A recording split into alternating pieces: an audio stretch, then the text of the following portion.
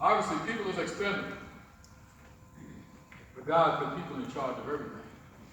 Put you in charge of Georgetown County. Bishop Smith said it well tonight. But we shouldn't let hate, Confederate mindset people, hateful people, to disrespect and how they respond to the citizens of Georgetown by placing a vehicle in front of a choppy site. They threw a Confederate flag there last year. That got quiet. Policy is supposed to change. That's a board's decision. Policy is a board's decision. Have that policy changed yet? The answer is no. So I know what will happen with this policy. It go under the rug like everything else. 8-year-old black man. And that sheet that I passed out to you tonight. A white judge ruled. 3 white teenage boys went before a white judge in New Hampshire where the judge let them go scot-free and said, I quote, there is no reason to mess up 3 lives of 3 young men because of a mistake. Ain't that something? It was a mistake when it came to a black 8-year-old boy. That's the perfect example of the privileges that Confederate mindset people and hate and how it's accepted in Georgetown County and across America. Hate is taught in every color. Those 8-year-old boys stand a chance. They can get sensitivity training, and they might recover. But a 15-year employee of Georgetown County government, 15 years, park their vehicle in front of a choppy site, ride around with it, and you all give them a pat on the head and say, thank you, continue to terrorize the people of the black community. Choppy. Choppy. Y'all need to keep that in mind. We are done dying, but we're not done fighting. I guarantee you, we'll be at the next county council meeting, and at the next county council meeting, y'all know the road. We're not going anywhere. We're going to pray for you, but y'all need to pray for the families out there while y'all making decisions. People are more valuable than any piece of property that we have. Y'all need to treat it that way. Get elected for that purpose. I need to hear the voice of my black councilors. All of my black councilors. I expect to hear your voice.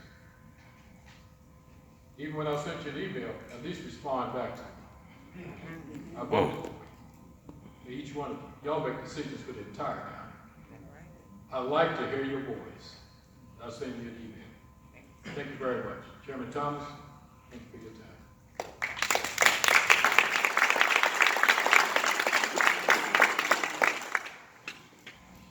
Ebony Hughes.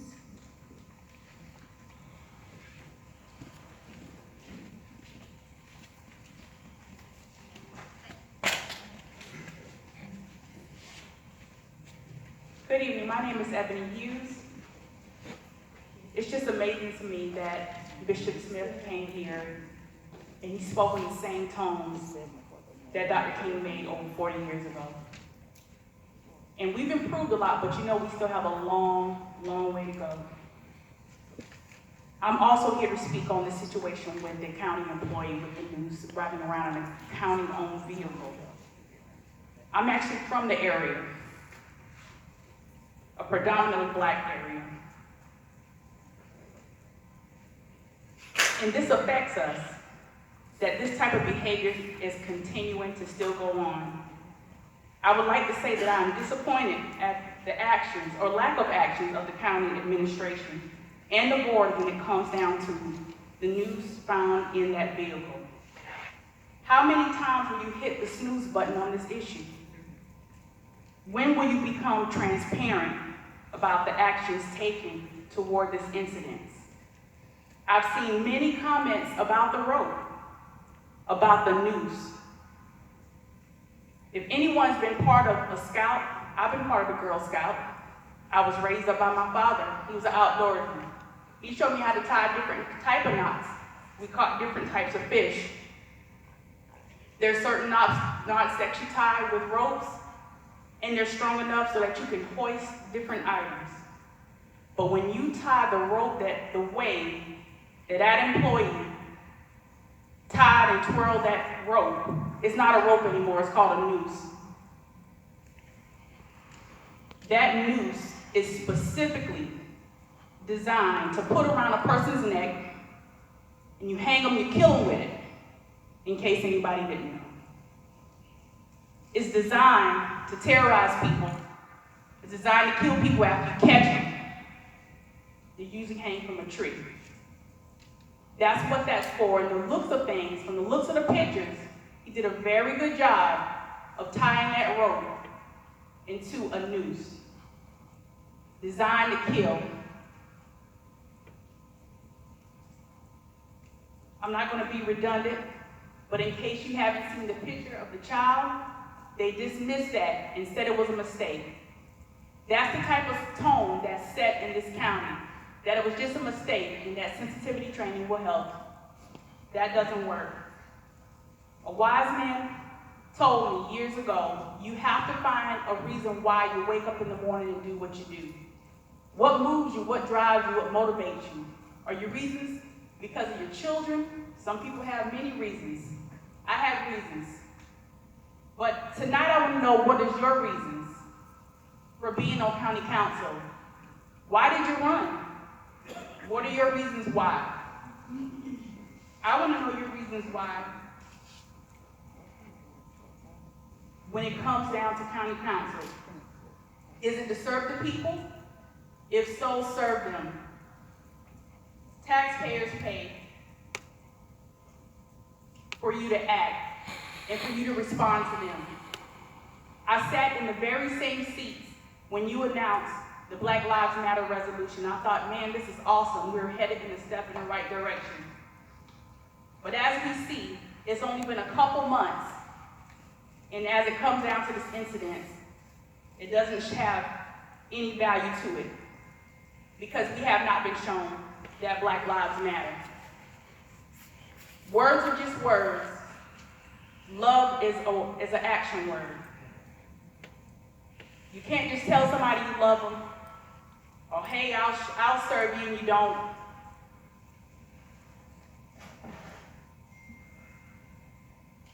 Right now, you're getting paid to love me.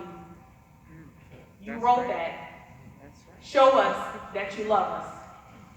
I have a child that serves in the United States military. She serves this country, and we need the country to serve her back.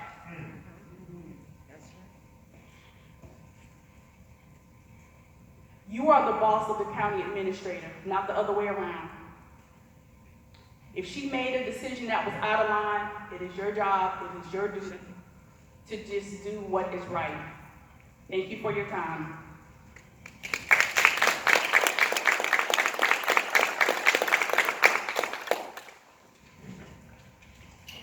Deontay Winchester.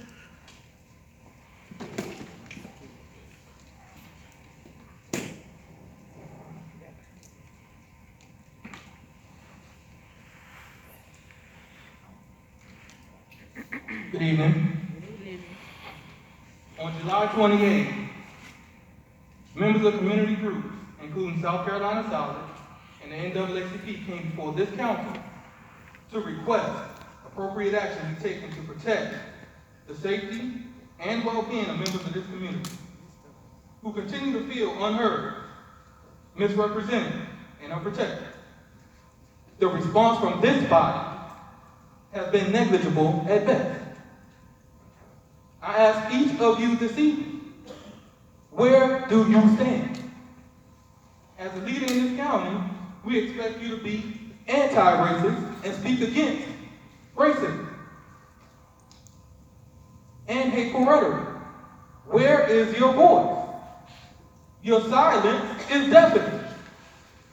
Resolution 20.15, as many have spoken tonight, and I don't want to be redundant, but it says Georgetown County Council commits itself not only to address the systems of institutional racism, but also to proactively identify and address biases, practices, policies, and institutional barriers that perpetuate injustice and inequality in our county. That's a nice statement. And it sounds really nice coming off the tongue, though. But what does it really mean? When do you all intend to start addressing these systems of racism? 1 decade and 7 years later, and Dr. King's dream still has yet to be realized. You see, because freedom has yet to ring from Stone Mountains of Georgia. Not when a young black man like myself can't run in those streets and not be gunned down and killed. Freedom has yet to ring from every hill and molehill of Mississippi. Not when it's still the most segregated state in this nation. And it took until 2020 for them to consider taking a Confederate symbol from their state flag. And let's not forget about the Palmetto State. Freedom has yet to ring here in South Carolina. Not when Georgetown County employees are emboldened to hang a noose from the rearview mirror of a parks and recreation vehicle, paid for by tax dollars. And then after admitting to the malfeasance, individuals like you all, county leaders, protect that individual as opposed to protecting the community. Addressing systems of racism, as stated in Resolution 20.15, appears to be inherently difficult when you all have become effectively a part of that racist system you claim to want to address. This morning I saw that same article that many have spoken of today about the young man, 8-year-old black boy hung from the neck by 3 teenage white boys. That touched home for me because that boy isn't much younger than my youngest son. So when we see things like this, when we see threats of racial justice, we must take them seriously. And I don't want to hear that things like that don't happen nowadays because it's obvious that they do. They happen even if we hear about it here or not. So how long if this is not addressed before young black boys are hung in these streets? How long before they come for my sons? Or any son of Georgetown for that matter? The petition online right now has over 900 signatures. Mr. Morant, Ms. Kristen, and others on this body have that petition. Citizens are fed up. We are sick and tired of checks y'all don't intend to cash. We are sick and tired of empty promises of freedom and equality. If black lives truly matter to you all, prove it. Resolution 20.15 amounts to nothing but fluff until you act upon it. The time is now. The time for justice is now. The time to live up to 20.15 is now. The time to serve the people of this community is now. The time to do what we elected y'all to do is now. Not tomorrow, not next week, not when y'all feel like it. Now. The time for freedom is, will be, and always has been now. Right now. We need you to do y'all job.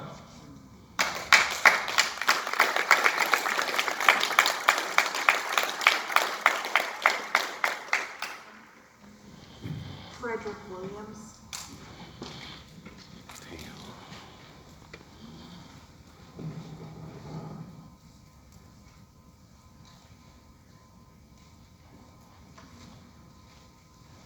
Good afternoon, ladies and gentlemen of the council.